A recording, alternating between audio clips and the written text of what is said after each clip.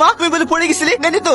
সেরকম কিছু হয়নি, থেকে পা ফসকে পড়ে গেছি। তোর খেলা হয়ে গেল? নানা খেলা বিপদ হয়েছে শুনে বন্ধ করে চলে আমার এসেছি। কিচ্ছু হয়নি, তোমরা খেলো গা। মাহি আরে তুই কোথায় গেছিলি? একটু পাশে বাড়িতে গেছি। তোকে বললি না যে বাড়িতে একা রেখে কোথাও যাবি না। চল তুই ওর গায়ে হাত দিল, হাত আরে আরে ছাড় এদিকে আয়। ফালতু ওকে মারলি কেন বলতো?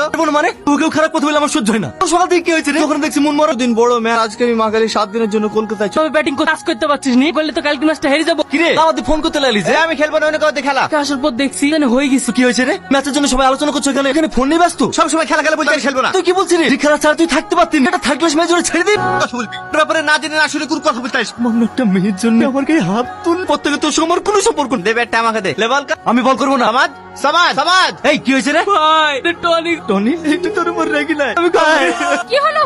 কেন? টনি মাহি কিছু বলবা? তোমাকে এটা দিতে বলেছিল। তোকে চড় মেরে আমি খুব কষ্ট পেয়েছিলাম। আমার তোর উপর কোনো রাগ নেই। তোর মনে আছে আমি ডাক্তার দেখাতে কলকাতায় নিয়ে গিয়েছিলাম, ওখানে একটা মেয়েকে আমি ভালোবেসে নেই। আমার কি ব্যাপার আবার নিয়ে এসেছেন? একটা সমস্যায় পড়ে কি গেছে। সমস্যা বলুন? এদিক ওদিক ঘুরো কোনো রুম পাচ্ছি না। তোমার কি জানাশোনা কোনো রুম আছে? হয়তো পাবেন না, আমি কোয়ার্টারে থাকি। যদি সমস্যা না হয় তাহলে আমার রুমে গিয়ে থাকতে পারি। না না আমাদের কোনো অসুবিধা হবে। হঠাৎ একদিন জানতে পারি বিয়ে হয়ে যাচ্ছে। না করতে পারো না। আমি তোমাকে ভালোবাসি। আমি তোমাকে ছাড়া থাকতে পারবো। চলো তোমাকে নিয়ে যেতে এসেছি। এই কে রে? আসিনি তোমাকে ভালোবাসি। কে তুমি? আবার একই কথা বলছো? আমি তোমাকে চিনি না। সালমা তুই পুরো মিথ্যে কথা বুঝতে পারলি। আর তোর কাছে আমার একটাই অনুরোধ ভাই, খেয়াল রাখিস। সিস্টার আপনাদের এখানে সালমা বলে একটা মেয়ে কাজ করে, এটা এসছে? ও সালমা ম্যাডামের কথা বলছেন? উনি তো 4 দিনে আসেনি। বলছি ওনার অ্যাড্রেসটা দেবেন প্লিজ। কাছে দিচ্ছি।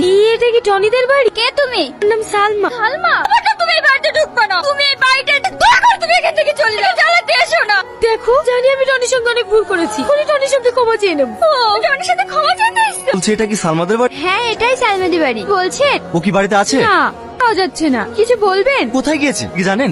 না। বল কি? ঠিক আছে আমি এক্ষুনি আসছি। মা